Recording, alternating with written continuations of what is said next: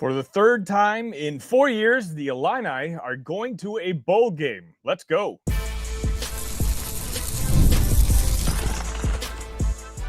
You are Locked On Illini, your daily podcast on the Illinois Fighting Illini. Part of the Locked On Podcast Network, your team every day.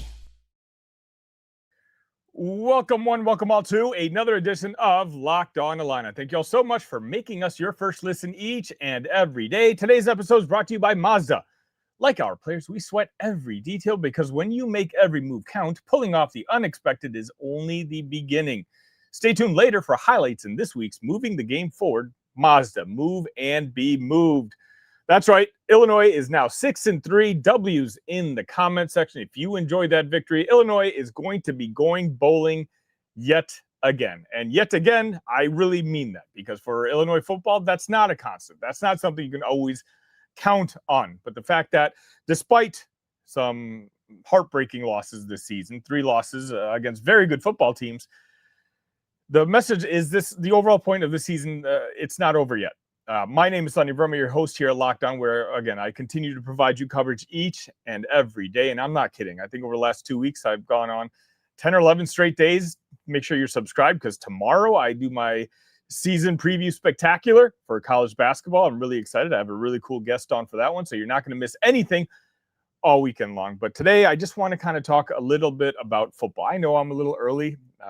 There's still a couple seconds left in this game. It's 35-13 right now. Rutgers is maybe trying to get some garbage points right now. Greg Schiano's trying to possibly save his job, it looks like, with the Scarlet Knights. But that's kind of what I wanted to talk about. You know, those of you who are joining me on this postgame, these postgames is more for just natural reactions. You're not going to find as much analysis.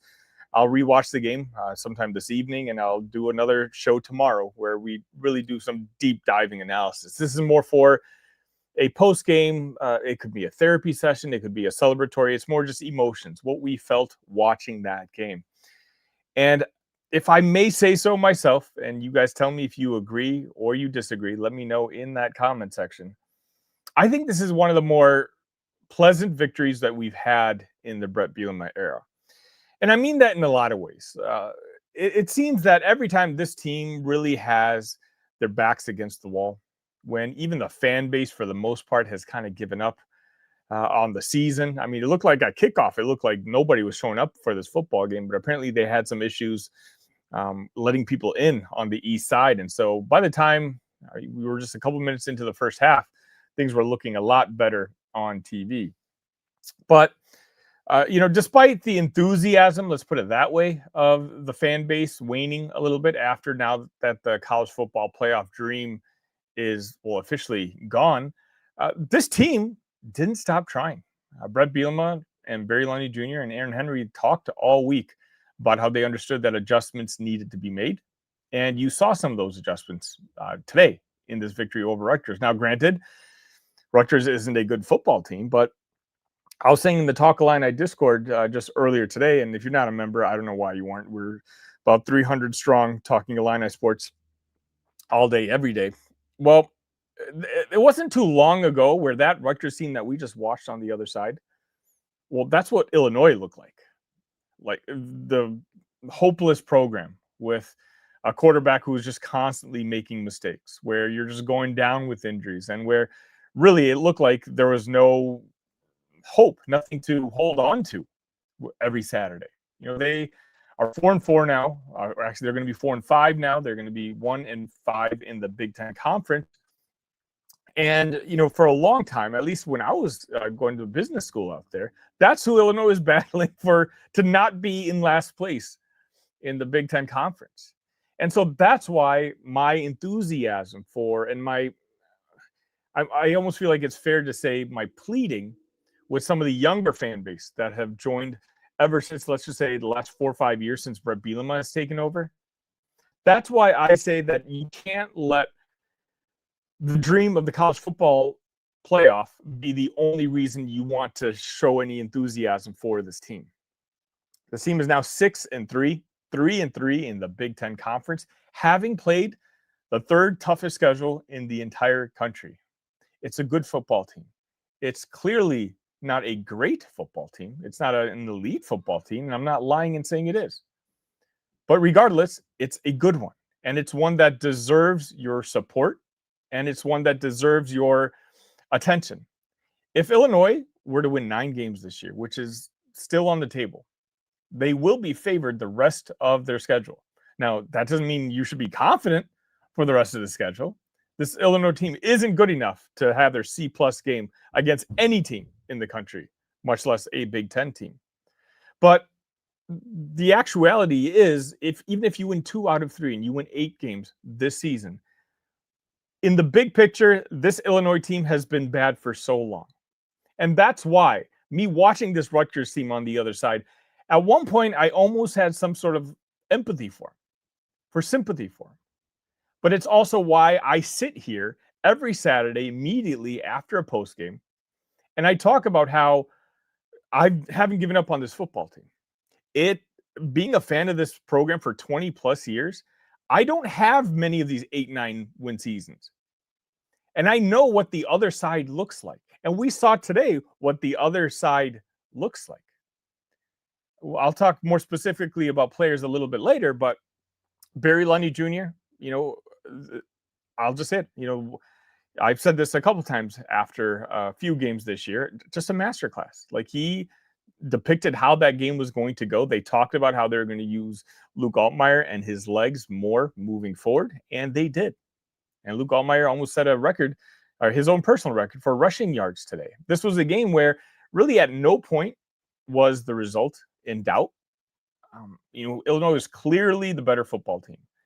And let's be honest, the pressure was on the defense today, on Aaron Henry. A lot of people wanted him gone on last Sunday, much less, or at the worst case, have him gone on Monday when Bret Bielema goes and does his traditional coaching press conferences. But he didn't. And they talked about how they needed to tighten down. And the result? Rutgers, one of the best offenses in the Big Ten Conference, scored 13 points today. And one of them was in a junk time, garbage time, in the fourth quarter, when the game was clearly already in hand with Illinois up 35-6. Now, I'm not going to sit here and say the defense completely passed the eye test, but they did their job. When you take a look at the Rutgers statistic, nothing jumps out at you. Their quarterback, Kalik Manis, let's be honest, he might have been Illinois' best friend today in the sense of how many bad throws. He looked like what he looked like when he quarterback from Minnesota a couple years ago. But they're rushing. Benjamin had 8 for 37. Raymond had 10 for 29. Brown had 2 for nothing. KJ Duff, like when you talk to receiving, they had more receiving yards. But again, a lot of that was chunk yardage in the fourth quarter. We were all afraid. Everyone who watched the All-22s, everyone who's seen what our defense looks like, everyone who saw that KJ Duff had 240 yards receiving last year against Purdue. Well, what are those wide receivers going to do against our secondary? And again, the ultimate numbers don't look too bad. KJ Duff, 9 for 93. Ian Strong, who was questionable to play, it did end up playing. He got 6 for 85. Sheffield, 4 for 32. But really, big picture-wise, none of them had an impact on today's game. Now, was that the defense? Maybe a little bit. But I got on here after the Washington game, myself and Kurt from the Eyes on the Big Show, and we gave it to Aaron Henry. We talked about our frustrations, our venting, and how just unacceptable that performance was from the defense. If I'm going to come on here every single day, and certainly after every single game, and talk about what I didn't like, then I have to be fair here and come on here and tell you when I have to give credit, when I have to give the flowers. And for this particular game, Aaron Henry and that defensive game plan, and of course Barry Lunney Jr. in the offense, they came through. I get it, Rutgers is depleted, but you know what? Illinois was missing 3 starters too, including Leon Lowry and Dylan Rosiak, who just surprisingly just showed up on the injury list and were listed as out. Now I have a lot of new people jumping in right now. Again, make sure you hit the like button while I started this a little bit early just because the game was in hand and I had some thoughts that I wanted to get off my chest. But overall, my point was this team deserves your support, and you saw it today. Even though a lot of the fan base seemingly has gotten cold, and I don't want to use the word quit, but focused their attention to basketball season, which starts on Monday evening, you can tell that football team did not. They gave it their all. They understand that, you know what, a special season is still in reach. 9-3 for Illinois is a very big deal. Sure, it's not 10-2, and it's not going to lead to the college football playoffs. But if Illinois can all of a sudden reel off 3 more wins this season and go to another New Year's Day bowl game, you guys don't understand just the positive momentum that this is going to be for this program. And if that's not enough for you, like humbly, I ask you to go watch Matt Sheehan and Locked On Spartans. Go watch my friend Ryan Herrings and Locked On Badgers. Go take a look at what their fan base is feeling right now. Those programs historically have been superior to Illinois. Those are what down programs look like. Illinois fans right now, I feel like, are upset that a team, if we're all being realistic, if we're all taking our fan cap off and our analytics cap on, is talented enough to maybe be a 7-8 win team. And we're disappointed that that 7-8 win team isn't going to the college football playoff, isn't outperforming their Vegas win total by 3 games. How many teams in the country are doing that? I understand that some AP writers and some content creators put forward some expectations, which might ultimately just be unfair to the Illini, but that's not this football team's fault. The players on the field, they haven't given up. They understand how special of a season this absolutely still could be. And I hope that you do too, and that you keep tuning in. Let's talk about some of the players right after this.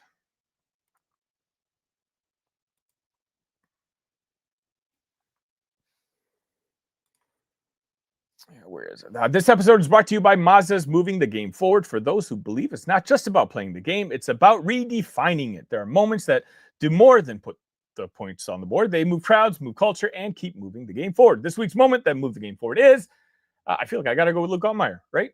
Passing-wise, 19 for 31, 235 yards. Not bad, 4 touchdowns. But also, what a rushing game he had. 7 carries for 88 yards, and he also scored a touchdown himself.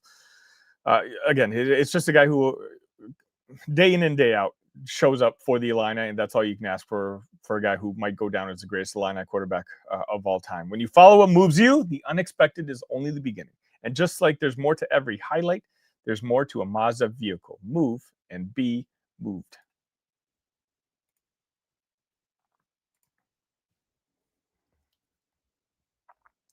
Let me know who your player of the game is in the comment section. I think you got to start with Luke and the game that he had.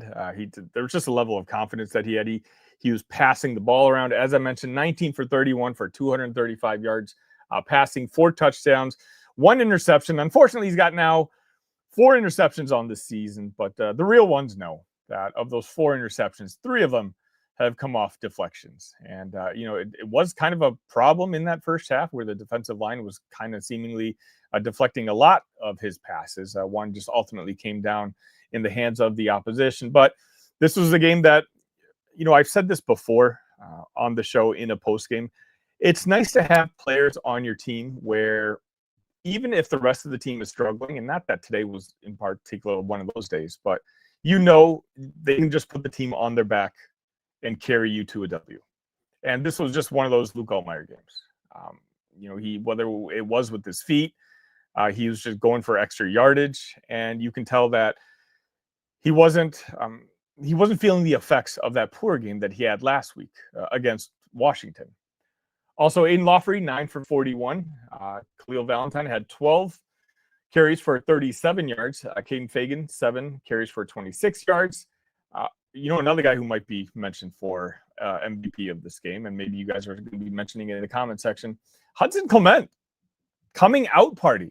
I mean, he didn't just have some nice grabs. He had some catch of the year type grabs today. And, again, this is another thing that Barry Lunney Jr. all week long has been hinting towards, that he's so close. I hate to call him Hudson Clement a disappointment on this year, but obviously he also came in with such high expectations. And the fact that Hank Beatty beat him out for his job, which is, that's not fair. That's unfair to Hudson Clement. Hank Beatty's having one of the best seasons for any wide receiver in the country, but Hudson hasn't really been able to establish himself, it seems, in this wide receiver rotation. But today, the chemistry between Luke Altmyer and Hudson Clement was very apparent, and I loved it. If you go back and watch the replay, when Hudson Clement finally was able to score his first touchdown of the season with Illinois, one of the guys that was so excited for him was Luke. That's a connection that he wants to continue building on. And again, today, 5 catches for 84 yards and a touchdown. Hank Beatty had 4 for 40 yards himself. Colin Dixon had 2 for 36. And you can tell in the game planning, at least early in the game, that they spotted a matchup with Colin Dixon that they really liked. I think he had 6 targets in just the first quarter of that game. Now, ultimately, he didn't come down with most of them. Again, only 2 catches for 36 yards. But again, you saw the game planning kind of take place today. Special teams, unfortunately, David Alano had a missed field goal today. I feel like that, I guess if it has to happen, I'd rather have it happen today than in a more meaningful moment. But that's almost seemingly the only downer when it comes to the big picture of this football game itself. Gabe Yakis, slow start to the first quarter, but I think in the second and third quarter, he was absolutely dominant. He was in that backfield. He was harassing that Rutgers quarterback, and you kind of got a glimpse of what made him so special in previous years, even in the month of September when he was one of the best defensive players in the entire Big Ten Conference. Hopefully Gabe can continue this momentum moving forward. The competition, sure, it's not great, but that doesn't mean that you need to take your foot off the gas. Just 35-13. Quite honestly, could have been 35-7 or 35-6, if not giving up that extra garbage touchdown. My predicted score for this game that I had submitted to On3 was 34-17. So I wasn't too far off. And I said literally that I was banking on a bounce back game from this defense, from Aaron Henry. That usually I've just noticed that in the past when seemingly everyone has given up on him, Bret Bielema, he puts his head down and he gets to work. And I'm saying that because I particularly remember last year, Illinois had lost 2 in a row to Oregon and Minnesota. And what happened? A lot of people had given up on this team. But what happened? Bounce back victory. Illinois came back and they swept the rest of the season. And quite honestly, I just think, not that I expect it, nobody should expect that anymore with this team, but it can absolutely happen. They're going to be favored, and it's just a good feeling. It's nice to be on the W side at 35-13. Back in control of your own destiny. There's still a special season ahead. Let's get to some of your comments right after this.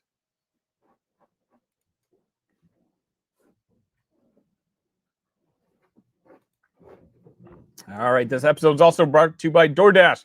It's almost the weekend. Time to look back and crown this week's MVP on Who Delivered, powered by DoorDash. Just like you can win Saturday with DoorDash Streaks, saving more every time you ordered. These players delivered when it mattered most. Let's break it down. For the Illini, you know what? I'm going to go with Hudson Clement this time. Delivered in a big way.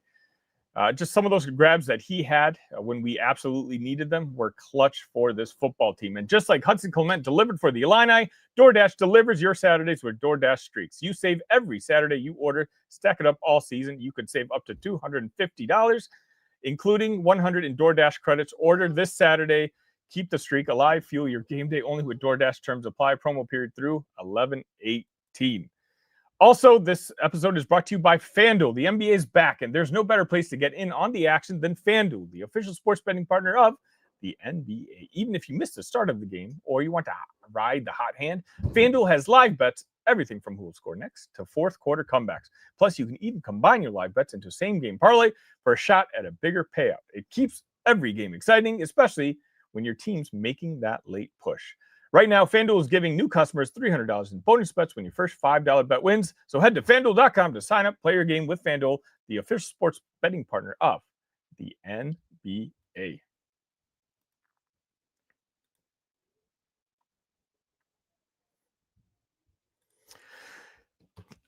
TM jumps in and says, not an impressive win, but a win nonetheless. I don't know how is this not an impressive win? You win 35-13 in a game that you dominated from essentially beginning to end. Again, that's where I wonder, where are the expectations? Clearly, this team is not a team that's in the ranks of Ohio State, Oregon, Indiana. And maybe that is frustrating, seeing what the Hoosiers have done on the football field this year. But we also can confirm that we're not on the bottom half of the Big Ten Conference either. So I guess my question to you, team, would be like, how is this not an impressive win? Rutgers is coming off a victory against Purdue last week, and they took care of business. The spread in this game was, I believe, 12.5. They easily covered the spread on this game. So, Tim, I'm curious if you're still in here. I would love to know why you weren't impressed with this win. Games Guru, thanks for stopping by. I see you in the comment section a lot recently. I appreciate you. You do agree with me. Good win.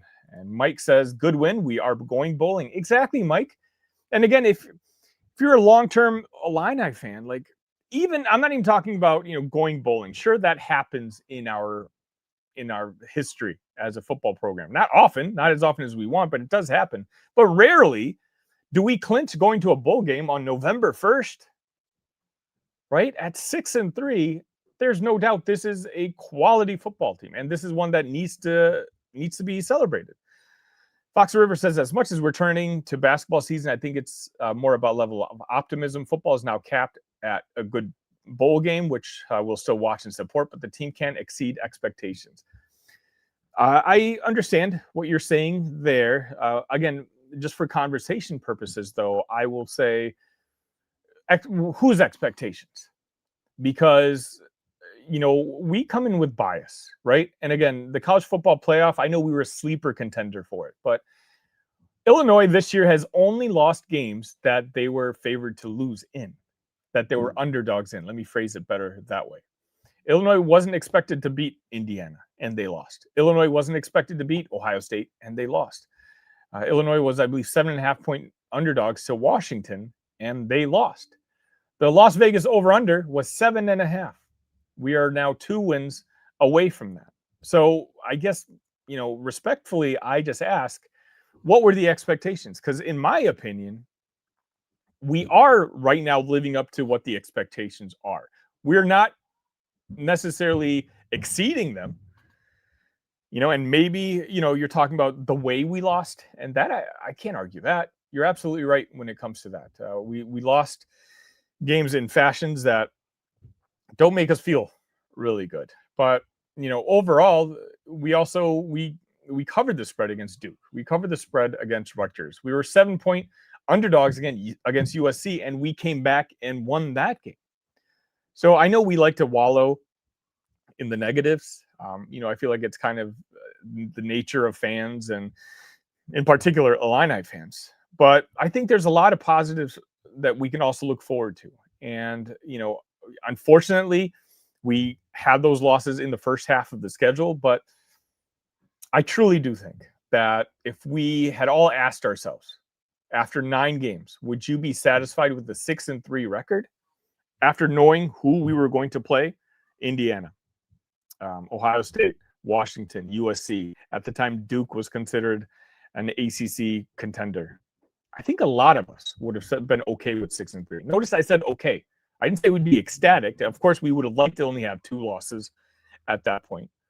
But, again, I just don't know. I don't know where we're at. We'll see. We'll see how the season ends out. Fox says, after that second half shutout by Ohio State, Illinois still have the most points scored against the reigning champs. If only the defense could rise to that level. You're right. I can't even argue that. Today was a step up, certainly. But if we're being real and we're going to take that truth serum, like Rutgers was without, I think they're on their 3rd string tackle on one side and their backup on the other side. they're pretty depleted. And if you haven't seen their availability report, I think Jason Ron made the joke in the Illini Discord, like that availability report looked like a high school roster with the amount of players that they had. Speaking of which, Jason, thanks for joining. Duke just took down Clemson. Also says Illinois is postseason eligible in back-to-back seasons for the first time since 2010-2011. The Illini are postseason eligible 3 times in a 4-year span for the first time since 91-94. Guys, take a look at those numbers.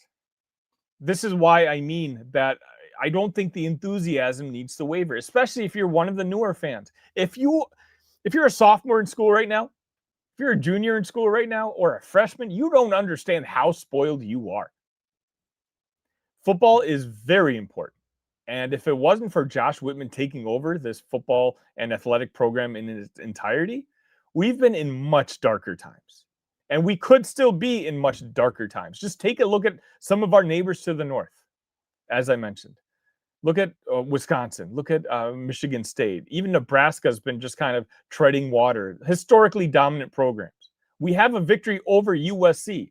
We're arguably, in my opinion, same level as a team like USC. We have a lot of things going for us right now. Yes, it's unfortunate the college football playoff dream is out. But this is Illinois football. It's going to take time. There's levels to this. Not everybody is Curt Cignetti. That run I don't think has ever been done before and may never be done again. And maybe that's the reason this fan base has gotten so cold when it comes to football. But I'm telling you, it may not be as nice as that storybook going on in Bloomington, but what Bret Bielema is doing in Champaign absolutely needs some recognition. Czar, my good friend, nice to see you. I'm sure I'm going to see you more during basketball season. Good wins, no complaints, still not sold on Henry. That's where I'm at. I said it after the Washington game. Officially, I'm okay with letting Aaron Henry go at this point. This was a nice bounce back game, but I'm going to need 3 more of these before I even consider being content with Aaron Henry returning as the defensive coordinator. St. Dom's Rosary, you got a shout out on yesterday's show. I hope you watched. Sonny, I'm ready for basketball. My enthusiasm left last week with Washington. Get ready for a meaningless Music City, Rate, or Las Vegas Bowl. None of them are meaningless, St. Dominic's. If they win 6 games ultimately this season, 7 games this season, and we're at like Detroit for a December 14th game, maybe that might not have that much impact. But overall, if you can still make a New Year's Day bowl, perception-wise, you can play another SEC team. There's no way I feel like you can honestly tell me that victory over South Carolina last year had no impact. It had a big impact and a positive impact, both with recruiting. You want that sort of momentum. Think about it. If Illinois is able to sweep, right, the last 4 games on their schedule, they've already won 1. They've got 3 more left. If they're able to win the last 4 games and then win that bowl game again, you won 10 games again this year. You're at 10 wins back-to-back. This program's never won 9 games in back-to-back seasons. And now you're talking about 10 games back-to-back. Do you understand what that does for the perception when it comes to recruiting? We all want better players on this Illini football team, correct? And how is that done? You want to be seen as a program on the up and up. And how many programs in the country can say that they've gone back-to-back seasons winning double-digit games? I don't have the research right off the back, but that's something maybe I can look up a little bit later. Just think about that. And that's still on the table here. Fedigator, my good friend, the grumpy version of me, says, have we fired Aaron Henry yet? Unless he did in the post-game press conference. I don't believe so. Obviously, I'm not watching Bret's post-game press conference. I jump on immediately after the game is over. Then I watch that. And then in the evening, I'll rewatch this game for another analysis for you guys tomorrow. Fox, the River, once again says, Sonny, not winning any games you are favored to lose is a definition of not exceeding expectations. But they did. They beat USC. USC was a 7. I believe it was a 7.5 point. Jason, if you're still in here, I know you're a gambling man, much as like myself. There were 7.5 point dogs in that game. And again, ultimately, we're already at 6 wins when Vegas had the projection at 7.5. Do you think they'll be able to clear 2 out of the last 3 to exceed that? I hope so. There we go. St. Dominic says, come on, man, the expectations with everyone coming back to as a sleeper playoff team, and I didn't have Illinois losing to Indiana and Washington at the beginning of the season. I had Ohio State. That's fine, but understand, St. Dominic, that was you. Indiana is the second best football team in the country this year. They might be the best team in the country this year. I can't wait to watch that Big Ten championship game between Ohio State and Indiana. Washington, I believe in my season preview, I had us, I don't remember if I had them, Illinois beating Washington or beating USC. I had us losing one of those two games. I think you forget, or maybe you don't forget. You're a very smart guy. I don't mean to be demeaning in that sort of way, but Washington has won 23 of 24 games in Seattle. They're a very tough out at home. The only loss that they had was this Ohio State team this year, the number one team in the country. That's a tough place to play. And so I understand that, we're traditional Big Ten fans, and that Washington is a team that hasn't fared as well since going to the college football championship a couple seasons ago. Their brand may not be bigger in our eyes as it is in actuality. Maybe let's put it that way. But that's a good football team up there, and they've got a really good head coach. Cita22 says the expectations were playoffs. Great game, but annoying to just lie like that. Also, subscribers only commenting is lame soft. Well, Cita, I had to put it that way because otherwise people can say anything, right? Like if you're here, you can have bots. It's that simple. But anyways, to answer your original question, the expectations were playoffs. But I ask for who? I would say the hope was the playoffs. And tell me if you disagree with me, I don't mind. I think we're having a constructive conversation here. For me, the hope was the playoffs. But if you set the expectations at the college football playoff, that means you set the expectations at 10 wins because it was going to take 10 wins to get there. My season preview of the show, I said 9 wins. I picked a record of 9-3. And I said so because in order to win 10 games, I need to see a roster full of elite players. And I don't see that. I see a roster full of some very good players and maybe 1 or 2 elite. But it's a veteran roster that I liked. But, you guys forget. I know we won 10 games last year, but keep in mind, don't forget that Rutgers game last year. What happened? We won, a game that maybe we shouldn't have won. Purdue was a bounce that went our way, a referee calls that went our way. That 9-3 season could have very easily have been a 7-5 season. So that's why, I'm taking a step back here.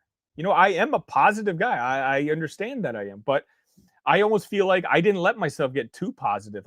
Of course, I dreamed about the college football playoff because why not? We had the opportunity. It's just unfortunately that it just didn't work out. St. Thomas says, thank you, Fox. Bielema is who he is. He's not a great championship coach. He's a mediocre to good coach. He's a very definition of middle of the pack coach, 6'6", 7'5", 8'4", coach, not Signetti. I mean, you're saying that, but again, I'll respond. So it's going to be 7-5. It was 9-3 last year. Has the potential to be 9-3 this year at a program like the University of Illinois. I don't think you're giving him enough credit. Just wait until the season is over, and wait until really let's see what changes he makes in the offseason. Bret Bielema is not going to let his personal relationships stall his growth at Illinois. I truly believe that. He understands he's taken us from the bottom and he's gotten us to maybe the 6, 7, 8 range when it comes to ranking Big Ten teams. I think that's respectable. It's up for debate, but in that range. But he knows he needs to get to 5 to 4.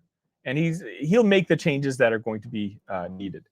Cedar says, yes, but don't lie about the expectations. Again, I'm bringing numbers, right? If I'm wrong, tell me where I'm wrong. If you have expectations, show me where who projected Illinois to be in the college football playoff. And if you're talking about a writer, if you're talking about an analyst, a guy to get clicks, this and that, that's just an opinion. Where the money matters, the people, the experts, I guess you can say, again, had us, I believe FanDuel, who sponsored the show, was at 8.5. They were the highest of all the books. And so that's why, I mean, you didn't see any 9.5s. You didn't see any 10.5s. And that's what it would have taken to get to the college football playoff. Fox says, I think the hope was college football playoff. Expectations were at least 9-3. I mean, that's where I was. In my season preview, I said 9-3. St. Dominic says, Henry's not going anywhere. Look, I'll be honest. If he has a couple poor games from the next 4, not even that. If things go the way they have all season long, I would be shocked if Aaron Henry's still the defensive coordinator. And if he is, then I'm going to have some questions about Bret Bielema myself. Is that fair? Czar says, to me, it looked like Bert totally changed the defensive approach and play calling. Well, I mean, in a lot of ways he did, right? He said he was going to be a little more hands-on in the preparation. I guess we're going to find out in these post-game press conferences what exactly happened. Larry says, back-to-back 10-win season would be awesome. Exactly, Larry. I mean, think about that. I don't know how long you've been a fan, but there's not many football teams in the country that can say that. There's a chance Illinois could be one of them. Tom, thanks for stopping by. Says, we are a good team, a consistent team, not an elite team. Still better than what we've had, but below expectations for the year. I agree with the first half of the sentence, and obviously I disagree with the second half. I made myself pretty clear on that. All right, that's going to wrap it up for today. Thanks all of you for joining me today. I really do appreciate it. Make sure you do hit the like button on this video on your way out. Again, tomorrow morning, I've got the college basketball season preview spectacular kickoff. I'm really excited. I've got a special guest for that, where we go over the basketball side, and then I'll go over this game. I'll give you another I need to go to bed. Analysis of this football game. Just know I appreciate all of you guys' support. I really do. And I'll see you the rest of this week. Until next time, enjoy your weekends. ILL. Love you guys.